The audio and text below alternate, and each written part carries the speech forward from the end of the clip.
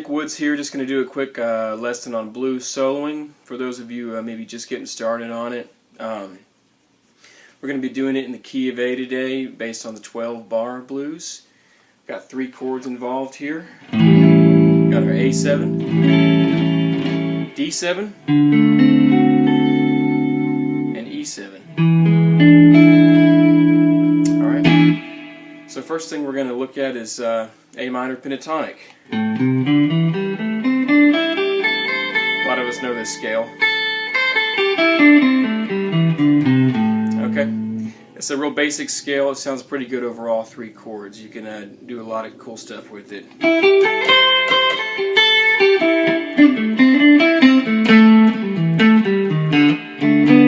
Right. Something like that.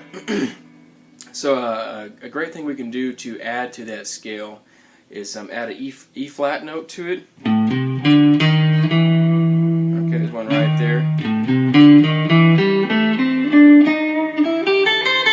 Some people call that the blues scale, A blues. Okay,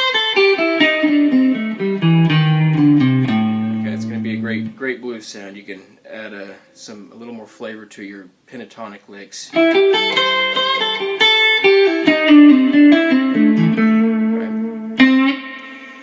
So after that, you want to learn the arpeggios that goes with each chord. For instance, we got the A7 arpeggio. Okay, D7.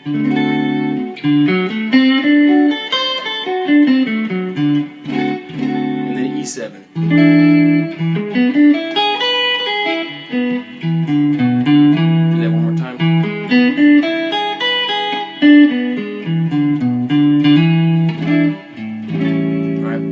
So if you played those arpeggios on the right chord, it's going to sound really good and add some melody to your soloing. When playing these arpeggios, you want to pinpoint where the thirds are in it. For instance, with the A7, C sharp is our third in that chord. So it's a great idea to play a phrase that ends on a C sharp when you're on the A7 chord. So just then I combined the A pentatonic with the blues, and then ended on the major third of the A chord. Okay. Next thing you can do is add some chords to your soloing. Nothing real big, just pieces of chords. Like take a small piece of that whole fat chord there. Use the C sharp and the E. Got my C sharp on the 6th fret of the G string, and my E note on the 5th fret of the B. Okay.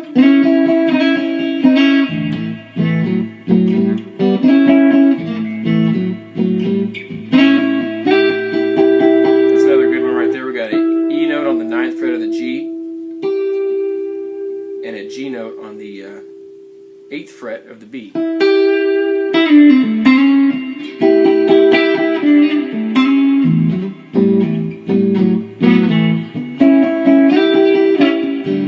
Same thing with the D chord.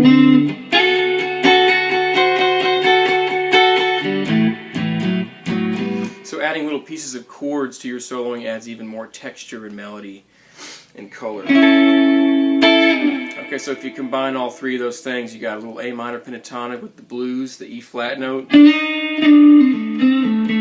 A minor pentatonic, the dominant arpeggios, and just little 2-note chords here and there.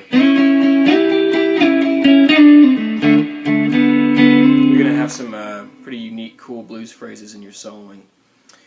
Next I'm going to talk a little bit about some techniques. We got bends, slides, hammer-ons, and pull-offs. So a great example here would be we'll start with bends, by the way. On bending, we're going to start on this G note on the B string, on the 8th fret. Bend up to that A note. G to A.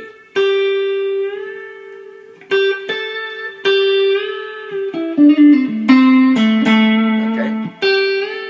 Bending is a great way to phrase in the key of blues. Nextly, we're going to try some slides.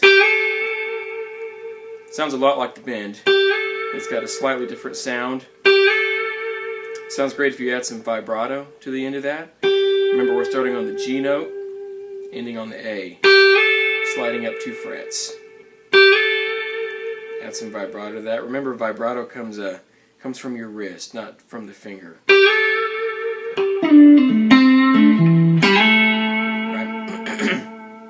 After that, we got hammer-ons and pull-offs. Right? Simple enough, right? Starting with the index finger on the 8th fret again, where the G is. Hammering on the ring finger. Vibrato on the end. There's a pull-off. Starting on the A and pulling off back down to the G. I can do that without picking at all.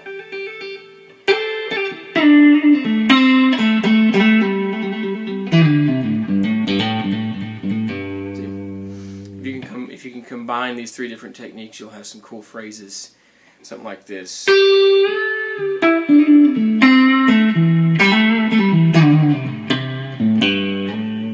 Alright, something like that. Start with a bend. And a hammer on there. And a slide on the very end, right? And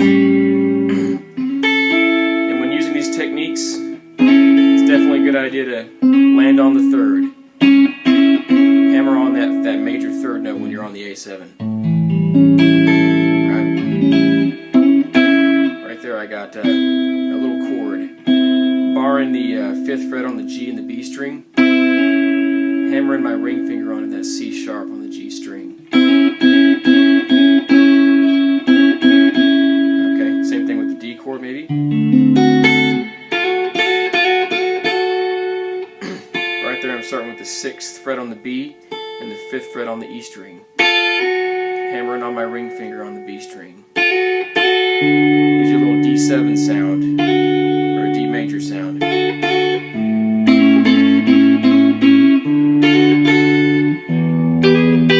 Here's one for your E chord. You got the 8th fret on the B and the 7th fret on the E. Hammer on that ring finger to the B string again.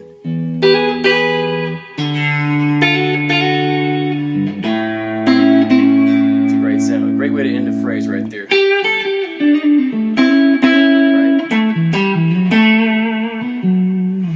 And so that's some of the different ways you can solo and some techniques.